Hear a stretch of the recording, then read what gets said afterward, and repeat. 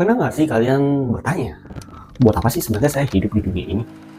Kalau iya, berarti kalian sama juga seperti saya. Dulu saya juga merasa tersesat, bingung, dan nggak tahu harus ngapain. Tapi ada satu momen yang mengubah hidup saya. Dan jawabannya saya temukan ada di Alkitab. Di video kali ini saya akan cerita gimana perjalanan saya menemukan tujuan hidup, ayat-ayat yang membantu saya, dan langkah praktis yang bisa kamu terapkan untuk kamu bisa menemukan tujuan hidup kamu sendiri. Makanya tonton video ini sampai selesai supaya kamu bisa menemukan tujuan hidup kamu dengan lebih mudah dan cepat. Nama saya Yeska Wijaya, teman finansial kamu dalam Tuhan.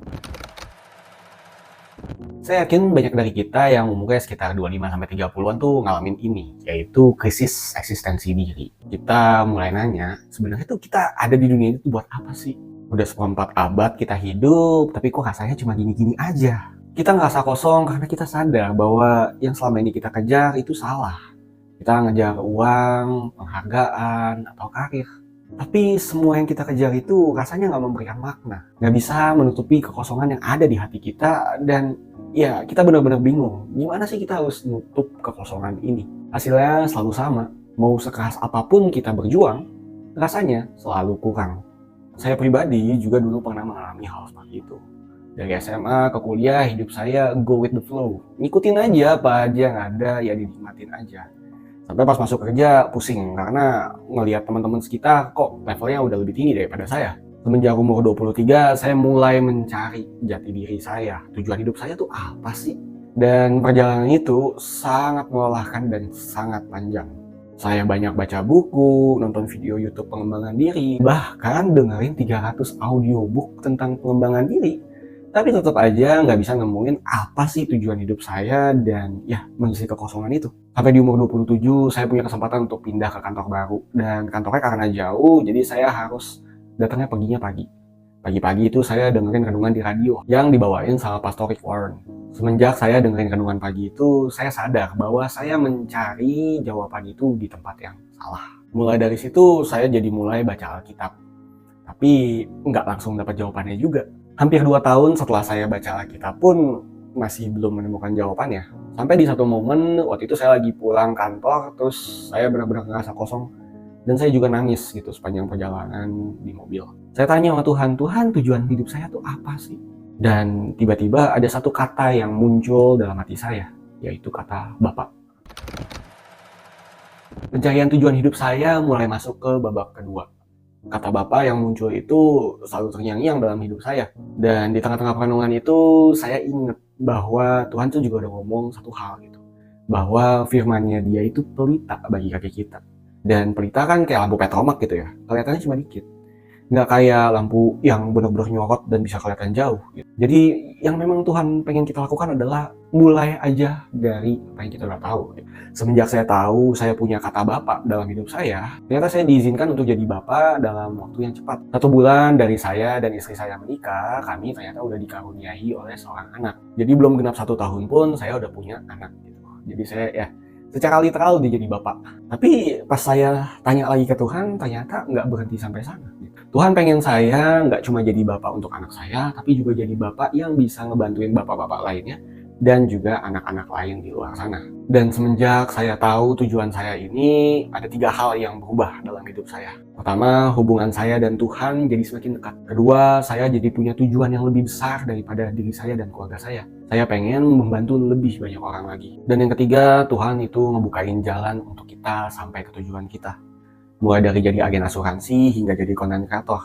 Ya, makanya saya buat video ini tuh bukan untuk pamer kehidupan saya yang biasa-biasa aja, tapi memang tujuannya untuk bisa terkoneksi dengan bapak-bapak di luar sana atau bisa ngebantu anak-anak lain di luar sana tentang asuransi. Mungkin kamu udah lama nggak buka Alkitab, dan Tuhan ingin ingetin kamu lewat video ini bahwa Dia kangen sama kamu dan Dia pengen berbicara sama kamu lewat firman-Nya. Jadi jangan ragu ya buat buka Alkitab kamu. Dalam perjalanan saya mencari tujuan hidup saya nemuin ada 3 ayat yang sangat membantu saya. Yang pertama ada di Yeremia 29 ayat 11. Di sini Tuhan kasih tahu ke kita bahwa rancangan Dia adalah rancangan damai sejahtera dan bukan rancangan kecelakaan. Kalau di bahasa Inggrisnya malah lebih powerful lagi. Plans to make you prosper. Bikin kita hidupnya berlimpah. Jadi kalian gak usah takut, gak usah cemas.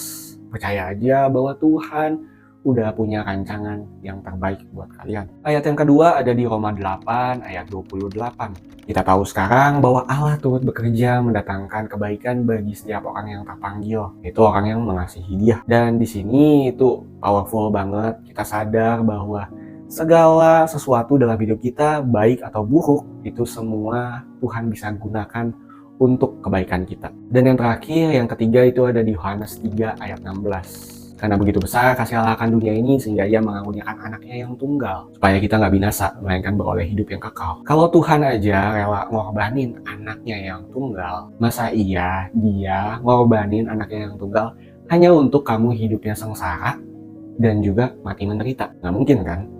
Pasti Tuhan punya rancangan yang indah buat kamu, cuma kamu belum ketemu aja.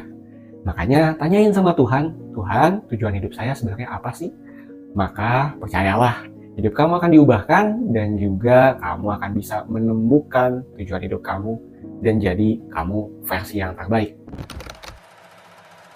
Nah, supaya kamu juga bisa menemukan tujuan hidup kamu, saya udah ngerangkum apa yang saya pelajari selama 8 tahun terakhir mencari tujuan hidup saya dengan 4 langkah praktis.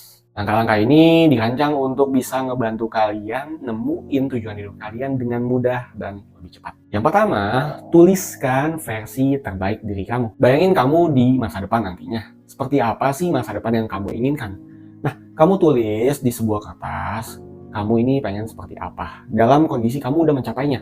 Contohnya seperti Yeskia Wijaya jadi konten kreator yang bisa ngebantu 100.000 bapak-bapak di luaran lainnya. Seperti itu. Atau Yeskia Wijaya menjadi seorang miliuner yang bisa jadi berkat bagi sesamanya. Setelah nulisin ini, jangan lupa bawa dalam doa, karena semua visi ini juga datangnya dari Tuhan, dan kalau memang diizinkan oleh Tuhan, kamu pasti akan mencapainya. Langkah yang kedua adalah membangun hubungan dengan Tuhan. Hati yang kosong tadi itu cuma bisa diisi sama Tuhan. Nggak peduli berapa banyak uang, hiburan, atau pencapaian yang kamu miliki, kekosongan itu nggak akan pernah bisa terisi tanpa adanya hubungan dengan Tuhan. Kamu bisa mulai dengan kebiasaan yang sederhana, yaitu ngobrol sama Tuhan, baca firman Tuhan, dan juga punya waktu untuk doa. Alkitab itu surat cintanya Tuhan yang tujuannya untuk memberikan kita arahan untuk hidup. Dan seperti yang tadi saya udah bilang, saya mau kutip Mazmur 119 ayat 105, firman-Mu adalah pelita bagi kakiku dan terang bagi jalanku. Jadi maksimalin gunain Alkitab untuk kita bisa diterangin jalannya dan kita bisa tahu tujuan hidup kita seperti apa. Nah, langkah yang ketiga adalah menemukan komunitas yang suportif. Perjalanan itu terlalu berat untuk kamu hadepin sendirian.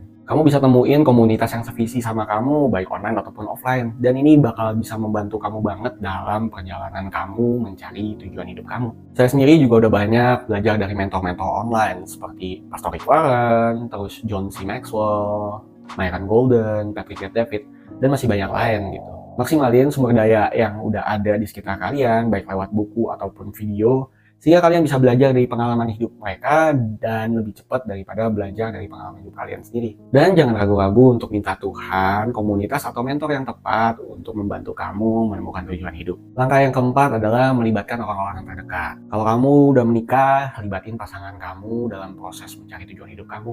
Jika belum, ajak keluarga kamu atau teman-teman untuk berjalan bersama. Kita sangat butuh orang-orang yang mendukung kita dan juga memberikan kita semangat. Seperti kata Amsal 27 ayat 17, besi menajamkan besi, manusia menajamkan manusia. Dan saya percaya Tuhan pasti menempatkan orang-orang di sekitar kita untuk membantu kita menemukan tujuan hidup kita. Ingat, menemukan tujuan hidup itu bukan proses yang instan. Saya aja butuh 8 tahun dan saya akan terus mengembangkan tujuan hidup saya. Kalau kalian ngerasa kok kayaknya nggak make sense, kok kayaknya nggak masuk di akal, kita harus ingat juga di Yesaya 55 ayat 9, Tuhan udah ngingetin bahwa pikiran dia lebih tinggi daripada pikiran kita dan jalan dia lebih tinggi daripada jalan kita. Makanya kita percaya aja sama Tuhan dan taatin apa aja yang Tuhan udah taruh ke hati kita. Saya percaya tujuan apapun yang Tuhan taruh ke hati kamu itu pasti terbaik buat kamu. Dan tujuan itu biasanya mencakup 2 hal. Pertama, itu menyenangkan hatinya Tuhan. Dan juga yang kedua, itu berdampak bagi orang di sekitar kamu. Membawa damai, membawa sukacita, dan jadi berkat buat mereka. Melalui asuransi dan konten yang saya buat, saya berharap bahwa saya juga bisa nggak cuma membantu anak-anak saya, tetapi juga membantu kamu dan keluarga kamu menemukan jalan untuk perlindungan dan fondasi finansial yang terbaik buat keluarga kamu. Kalau kalian ada pertanyaan, langsung tanya aja di kolom komentar, saya pasti akan langsung bantuin kalian. Dan kalau kalian senang dengan video ini, bantu like, subscribe, dan nyalain notification bell-nya. Tonton video saya juga yang lainnya, dan sampai ketemu di video selanjutnya. Nama saya Yaskal Wijaya. Stay fine and stay faithful. God bless you. Bye.